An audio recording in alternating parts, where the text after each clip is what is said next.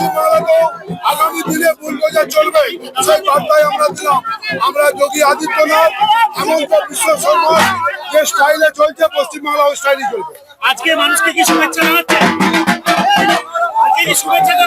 অবশ্যই ওদাবাসীকে, জনতা জনার্দন যারা দুহাত করে আশীর্বাদ করেছেন এবং কর্মীদের যে অত্যন্ত পরিশ্রম, সেই পরিশ্রমের জন্য শুভেচ্ছা বার্তা।